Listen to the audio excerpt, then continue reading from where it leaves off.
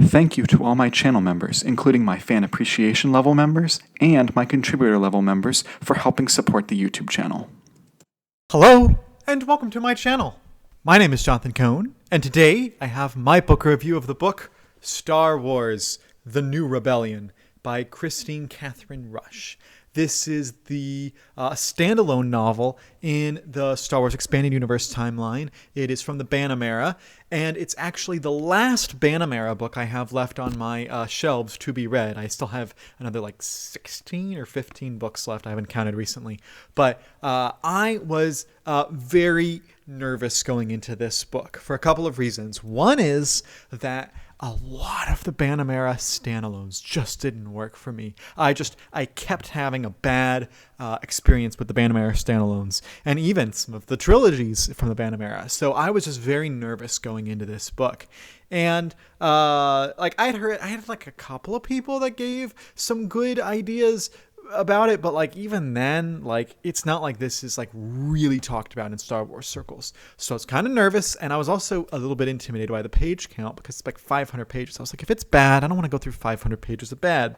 So I was very nervous going into this, and boy was I happy that it works really well. It still has some criticisms, but it's a darn fine book. So we'll start out with talking about the strengths of the book. One of the strengths of the book is that it gets all of the main cast. Luke, Han, Leia, Lando, the droids, all of them are very in character.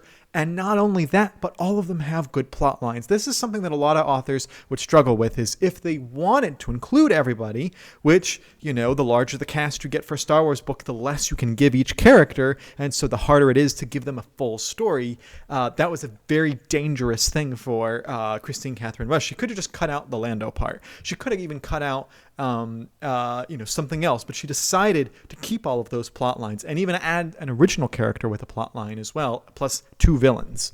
So there's a lot of POV characters in this book, and yet she gives them all enough story that their plot actually feels like it works, and she also gives them enough character work that it feels like they're all in character. So I really liked that part of the book. Also, this book, as I mentioned, not only do you have the main cast, but you also have one POV character that is kind of a new POV character who is, as far as I know, only in this book, and his name is Cole Fardreamer. He is a mechanic who Luke kind of gets frustrated with and ends up kind of berating, and Luke ends up convincing him to get him on a ship to get out of Coruscant during the events of this book. And then this kid kind of gets co-opted by R2-D2 and C-3PO to go on an adventure. And when I say kid, he's 18 or 19, I think. He's a young person, not a child, but a young adult.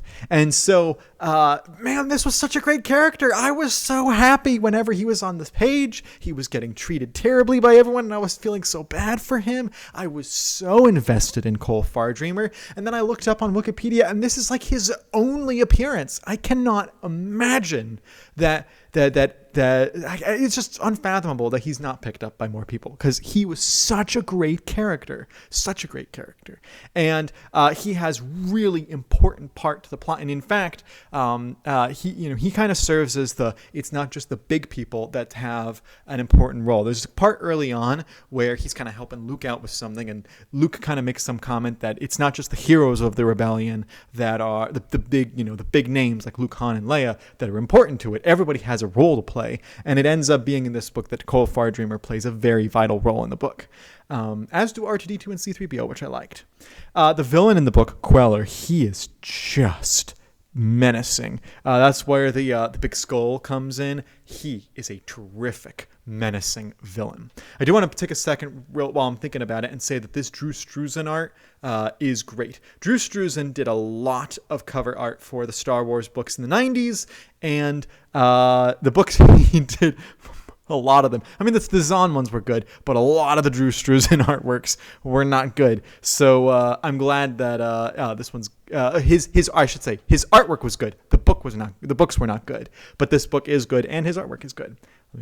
Anyway, so this artwork is really good.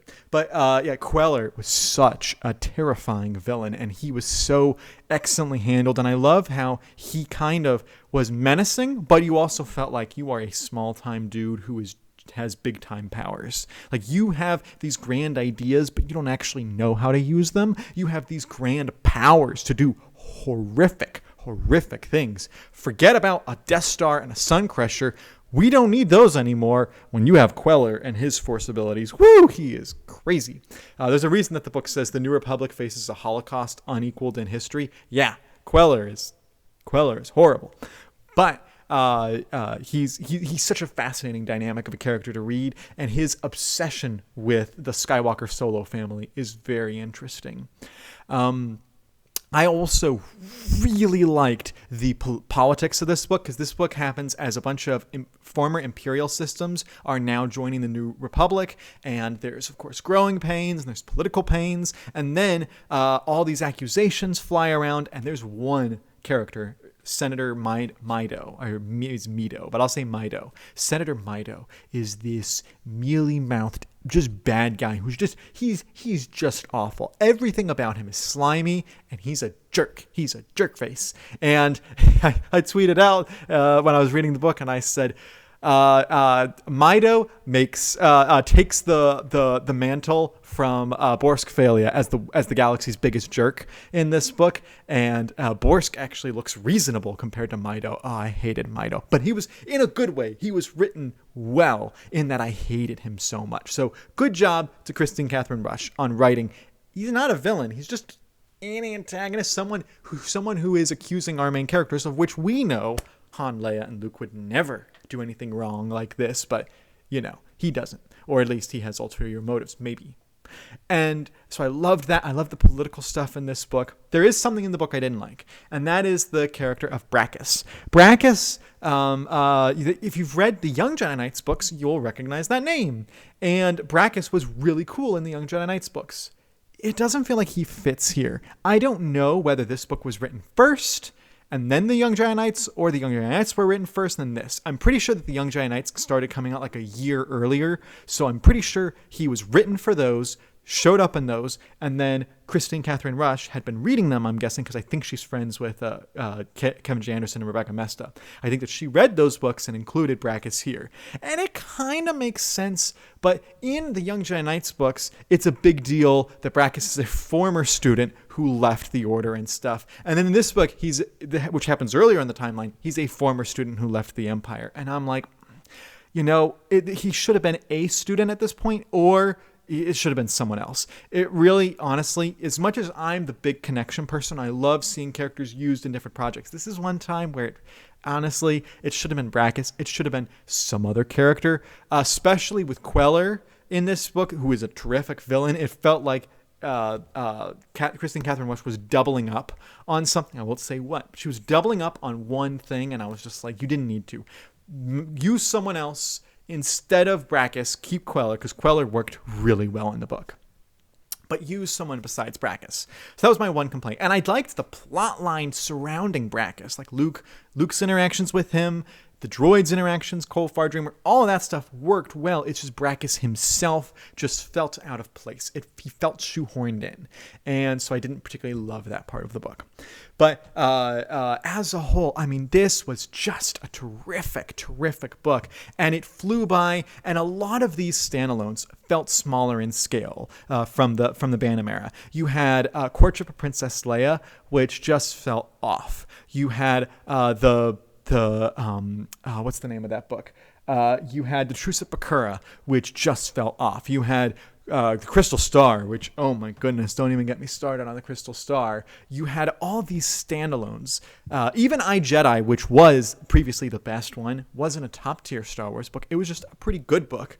But, so many times the standalones felt small in scale and they felt off. And then the trilogies, you either had an excellent trilogy, like or the series, like the X-Wing series, or the the Han Solo trilogy, or something like that, were excellent. And then you had so many just subpart trilogies. So the Bantam era was just one of two extremes, either superb or not good at all. And this fits into the superb. So I'm glad that we have a standalone from that era that I can put all the way in the superb, really, because it's really good. And of course, I've said it before, but my boy, Cole Fardreamer, you know, if I had gotten to write a book in the EU, I would for sure be including Cole Fardreamer. He has catapulted into my top favorite, like, minor characters. Like, if you're talking about characters that only appear in like one book, Cole Fardreamer is like at the top of my list. Like, he's maybe not number one because I love Annalene Caldwell from the Kenobi book, but he might be number two because he was just so good in this book. So that's my review of The New Rebellion by Kristine Kathryn Rusch. Let me know your thoughts in the comments section down below. And tell me what other Star Wars books you're reading or have read recently, or what you're excited for me to read soon. And until next time, I'm Jonathan, and thank you for watching.